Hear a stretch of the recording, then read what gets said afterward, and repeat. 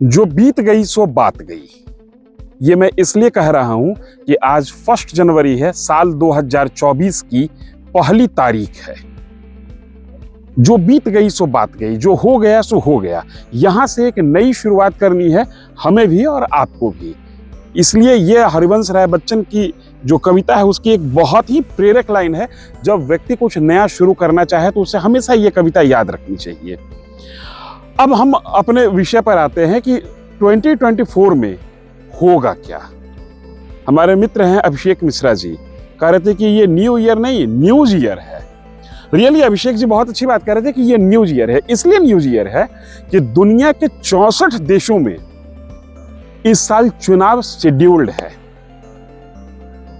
देश में भी अप्रैल मई के महीने में चुनाव होने हैं। 2020 के बाद लोकसभा के लिए देश मैंडेट लेगा, जनादेश लेगा, और बीजेपी ने बड़ी तैयारी कर रखी है। वैसे कहा जाता है कि बीजेपी एकमात्र पार्टी है जो 365 दिन और 24 घंटा चुनाव के मोड में रहती है। खैर, 22 जनवरी 2024 को देश के इतिहास में एक नई तारीख लिखी जा रही है, और वो तारीख है राम मंदिर के उद्घाटन की। और इस घटना को, इस इवेंट को बीजेपी जिस तरीके से कैश कर रही है, बीजेपी जिस तरीके से लोगों के साथ जुड़ रही है इस राम मंदिर के उद्घाटन को लेकर, एक्सपर्ट कहते हैं कि बीजेपी ने चुनावी तैयारी शुरू कर दी है, माहौल बनाना शुरू कर दिया है। अब कुछ और बातें हैं जो समझना होगा। आखिर क्यों इसको अभिषेक मिश्रा ने कहा कि ये न्यूज ईयर है? ये इसलिए है कि मेरा माजी मेरे कांधे पर सवार है। जिस तरीके से 2023 बीता है वो अपने आप में खबर का माहौल बनाते हुए गया। माहौल इसलिए बनाते हुए गया कि हम लोगों को याद है कि इंडिया अलायंस की चौथी बैठक में ये तय हुई थी बात कि 31 दिसंबर तक राज्यवार गठबंधन के जितने भी घटक दल हैं अपने अपने राज्य में किस सीट पर कौन लड़ेगा इसका एक ब्लूप्रिंट तैयार कर लेंगे, और उस ब्लूप्रिंट पर इंडिया अलायंस के सीनियर लीडर्स जनवरी में बैठेंगे। लेकिन ऐसा कुछ हुआ नहीं।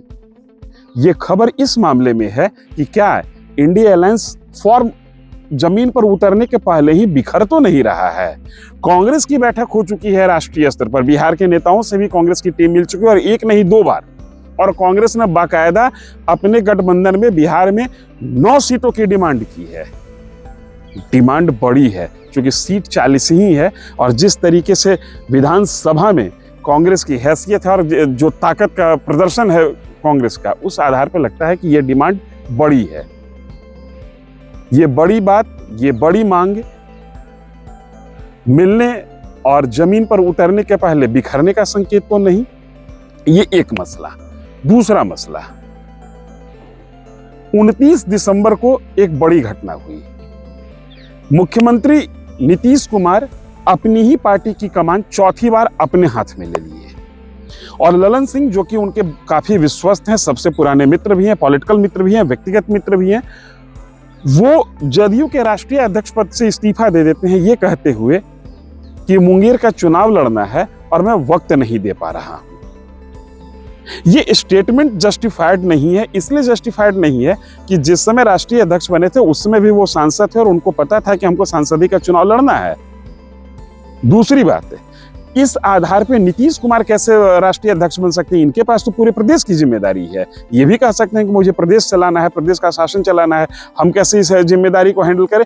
कहने का मतलब ये है कि इस पूरे घटनाक्रम के पीछे की बात कुछ और है जो निकल कर नहीं आ रही है या निकल कर आएगी। राजनीतिक पंडितों का कहना है कि खरमास खत्म होते ही बिहार में पॉलिटिकल खेला होना शुरू हो जाएगा। खरमास मकर संक्रांति का वक्त होता है, मकर संक्रांति के दिन खरमास की अवधि है जो वो समाप्त हो जाती है। ये 2 महत्वपूर्ण चीजें होनी तय है, और इसके साथ एक अंडर करंट चल रहा है। वो अंडर करंट ये चल रहा है, जैसा लोग बता रहे हैं, कि बिहार में खरमास खत्म होने के बाद लोकसभा चुनाव की ही तैयारी शुरू नहीं होगी। एक्सपर्ट का कहना है कि बिहार में विधानसभा चुनाव की भी तैयारी शुरू हो सकती है, क्योंकि जिस तरीके से नीतीश कुमार अपनी ही पार्टी की कमान अपने हाथ में लिए हैं, ये बता रहा है कि नीतीश कुमार निर्णय लेने का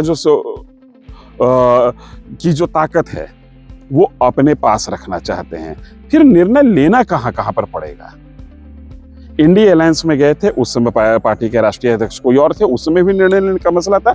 कुछ ऐसी बातें जरूर हैं जिस पर महत्वपूर्ण निर्णय लेना अभी बाकी है, और वो बात ये है कि बिहार के राजनीतिक गलियारों में ये चर्चा बड़ी तेजी से है कि सरकार की आयु अब सीमित हो चली है।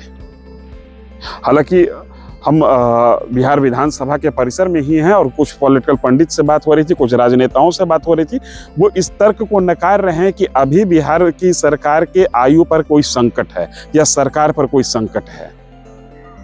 लेकिन कहते हैं ना कि 29 तारीख की सुबह तक कोई ये खुल के नहीं कह रहा था कि ललन सिंह की कुर्सी जाने वाली है, लेकिन 11-12 बजते बजते ये बात निकलकर पब्लिक डोमेन में आ गई कि ललन सिंह अब जदयू के राष्ट्रीय अध्यक्ष नहीं रहे।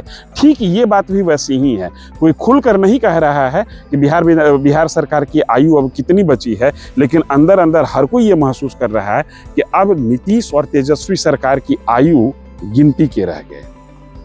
ये ऐसा इसलिए भी कहा जा रहा है कि बीजेपी के साइड से या एनडीए के साइड से अभी नीतीश कुमार के लिए वो वार्म वेलकम वाला माहौल नहीं बना है और लोग इंतजार कर रहे हैं। शायद ये माहौल बनने की जो कवायद है वो खरमास के बाद शुरू हो जाए। मैंने अपने पिछले वीडियो में कहा था कि बिहार राष्ट्रपति शासन की ओर आगे बढ़ रहा है। ये मेरी अपनी गट फीलिंग है कि हम अपने बात पर कायम है कि बिहार राष्ट्रपति शासन की ओर आगे बढ़ रहा है। अगर ऐसा नहीं होता तो कोई वजह नहीं दिखती है जदयू के राष्ट्रीय अध्यक्ष पद से ललन सिंह इस्तीफा देते और नीतीश कुमार अपनी ही पार्टी की कमान अपने हाथ में लेते। कुछ न कुछ तो बड़ा होने वाला है और वो क्या होगा इसके लिए इंतजार कीजिए खरमास तक का। वैसे इस वीडियो में इतना ही। अंतिम में एक बार फिर से आपसे गुजारिश कर रहा हूँ, हैप्पी न्यू ईयर। खुश रहिए, मस्त रहिए, पॉजिटिव रहिए, सकारात्मक रहिए और सही दिशा में अपने भविष्य को ले जाने के लिए सही कदम उठाइए, सोच समझ कर आगे बढ़िए। धन्यवाद।